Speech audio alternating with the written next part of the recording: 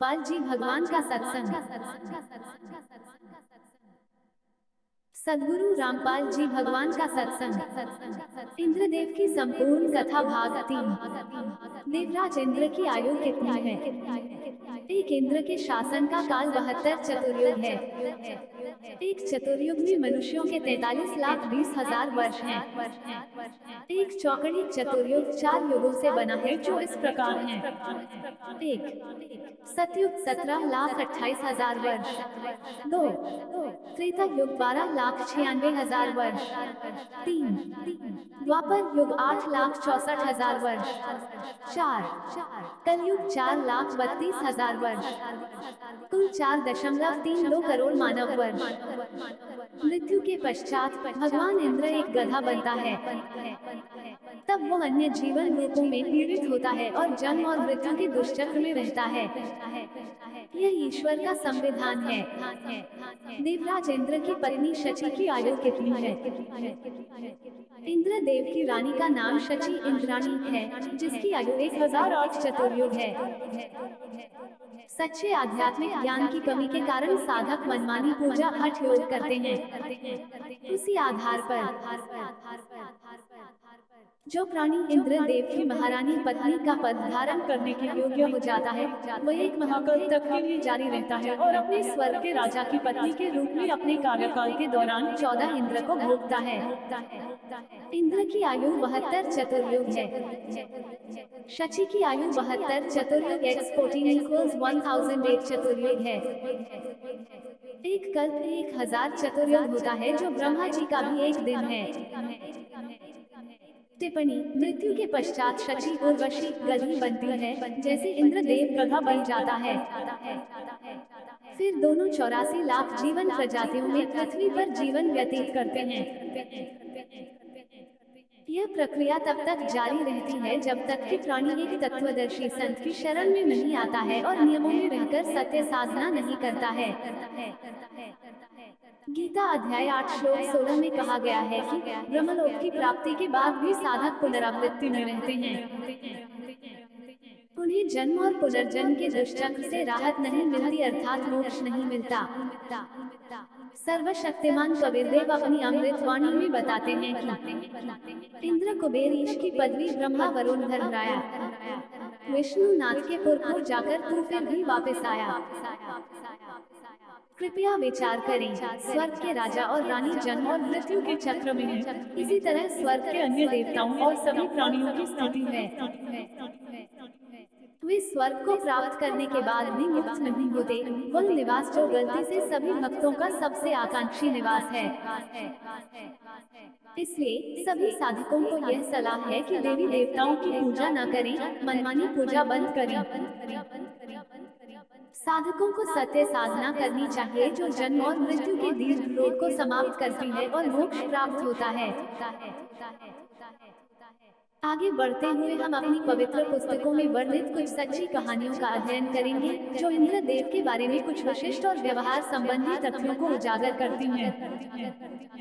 अभिमानी इंद्र ने वृंदावन को डुबोने के लिए मूसलाधार बारिश की थी। द्वापर युग में भगवान विष्णु ने अवतार लिया था और भगवान कृष्ण के रूप में दिव्य लीला की थी। उन्होंने वृंदावन वासियों को देवताओं की पूजा करने से मना किया था। इससे दुखी होकर सभी देवता इंद्रदेव के पास गए और उनसे इस मुद्दे को हल करने का अनुरोध किया। श्री कृष्ण के इस निर्णय से निराश होकर उन्हें सबक सिखाने के लिए अहंकारी इंद्र ने खुद को गोकुल का एकमात्र रक्षक मानते हुए मूसलाधार बारिश की, जिससे वृंदावन में बाढ़ आ गई और इस शहर को भारी नुकसान पहुंचा। जब तक उनकी पूजा की जाती थी तब तक इंद्र सही समय पर पर्याप्त वर्षा करते रहे। जिस क्षण उनकी पूजा रोक दी गई तो वो बदला लेने वाले बन गए। सभी के एकमात्र रक्षक सर्वशक्तिमान कबीरदेव हैं। अपनी प्रिय आत्माओं के संकट में होने पर कबीरदेव आशीर्वाद देते हैं। भगवान कबीर अपनी अमृत वाणी में बताते हैं, करे करावे साइया मन में लहर उठाए, दादू सृजन जीव के आप बगल हो जाए। विष्णु जी भगवान कबीर साहिब के पुत्र हैं जो किसी जन्म में ईश्वर की शरण में आए थे लेकिन मुक्त नहीं हुए और अन्य सभी आत्माओं के समान ब्रह्म काल के जाल में फंसे रहे। भगवान कबीर साहिब ने संकट के समय श्री कृष्ण को आशीर्वाद दिया और भगवान कबीर साहिब की कृपा से श्री कृष्ण ने अपनी छोटी उंगली पर गोवर्धन पर्वत को उठाया और सभी गोकुलवासी और उनके मवेशियों को डूबने से बचाया, जिन्होंने 7 दिनों तक गोवर्धन पर्वत नुमा विशाल छतरी के नीचे शरण ली थी। कृष्ण को इस दिव्य कृत्य के लिए गोकुलवासियों द्वारा महिमामंडित किया गया, जो अपने प्यारे लाडले कृष्ण से प्रसन्न थे। घमंडी इंद्र भगवान कबीर की दिव्य लीला से अनभिज्ञ होने के कारण हतप्रभ रह गए और अंत में बारिश रोक दी और श्री कृष्ण से माफी मांगी। तब तक इंद्र का अहंकार नष्ट हो गया था। टिप्पणी: ये देवी देवता सराहना के भूखे हैं। इंद्र एक अर्ध देवता हैं और वासना, अभिमान, अहंकार जैसे दोषों से परिपूर्ण हैं। बदला लेने वाला रवैया देवताओं के राजा इंद्र में अहंकार को उजागर करता है। भगवान कभी भी अपने भक्तों को किसी भी स्थिति में सजा नहीं देते। उपरोक्त विवरण देवराज इंद्र के व्यवहार संबंधी दोष को उजागर करता है और इस तरह के व्यवहार से इंद्र एक घमंडी और गैर पूजनीय देवता के रूप में उभरते हैं।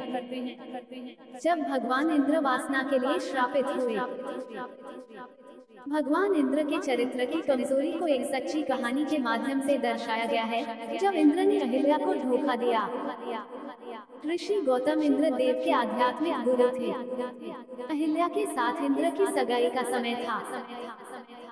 सभा मेहमानों से भरी थी, सभी तैयारियां निर्धारित की गई थीं और समारोह शुरू होना था। उसी वक्त गौतम ऋषि ने शाही दरबार में प्रवेश किया। सम्मान के रूप में इंद्र देव अपने सिंहासन से खड़े हुए और अपने गुरु ऋषि गौतम को उस पर विराजमान होने के लिए आग्रह किया और स्वयं अपने गुरु जी के चरणों के पास बैठ गए।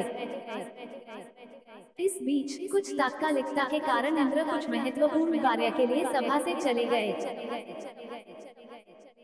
इस बीच अहिल्या के पिता अपने पुरोहित के साथ आए, जिन्होंने उन्हें बताया कि समारोह के लिए शुभ समय चल रहा है, हमें जल्दी तिलक करना चाहिए और अनुष्ठान पूरा करना चाहिए। इसलिए जल्दबाजी में गलती से इंद्र देव के बजाय गौतम ऋषि का अभिषेक कर दिया गया। जल्द ही गलती का एहसास भी हुआ, लेकिन तब तक देर हो चुकी थी और कुछ भी नहीं किया जा सकता था। ऋषि गौतम और अहिल्या का विवाह हुआ।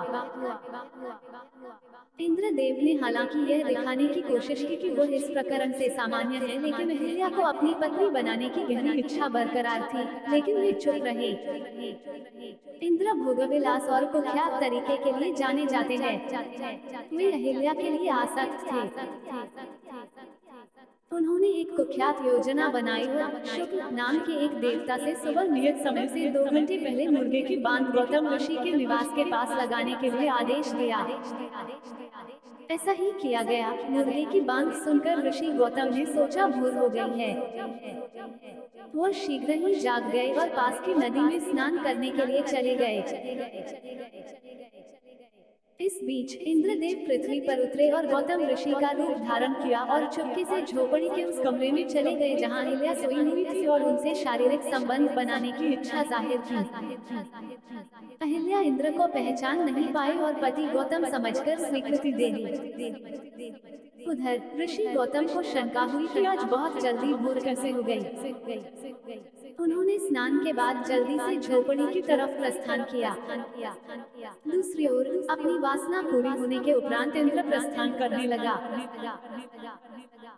उसने बाहर निकलने के लिए जल्दबाजी की, लेकिन तभी ऋषि अपनी कुटिया में पहुंच गए और इंद्र को अपनी झोपड़ी से चुपके से भागते हुए पकड़ लिया।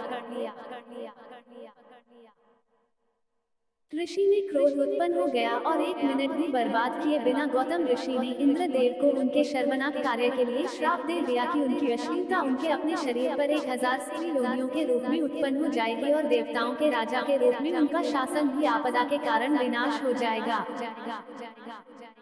नाराज ऋषि गौतम ने अपनी पत्नी अहिल्या को भी श्राप दे दिया कि आने वाले कई युगों तक वह एक साधारण चट्टान बन जाएगी।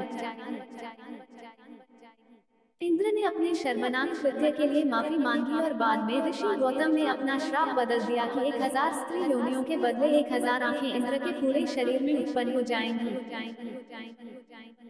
अहिल्या द्वारा माफी मांगने पर ऋषि को एहसास हुआ कि अहिल्या की गलती नहीं थी, क्योंकि इंद्र ने प्रच्छन्न रूप बदला हुआ था किया था। ऋषि ने उसे बताया कि जब त्रेतायुग में भगवान राम विष्णु जी अपनी छड़ाओं की धूल उस पर झाड़ेंगे तो वह अपना रूप फिर से हासिल कर लेंगी। टिप्पणी: पुराणों की यह सच्ची कहानी स्वर्ग के राजा इंद्रदेव के बेशर्म चरित्र को दर्शाती है। इसे पढ़कर पाठकों को स्वयं निर्णय कर लेना चाहिए, क्या उन्हें स्वर्ग प्राप्ति का लक्ष्य रखना चाहिए।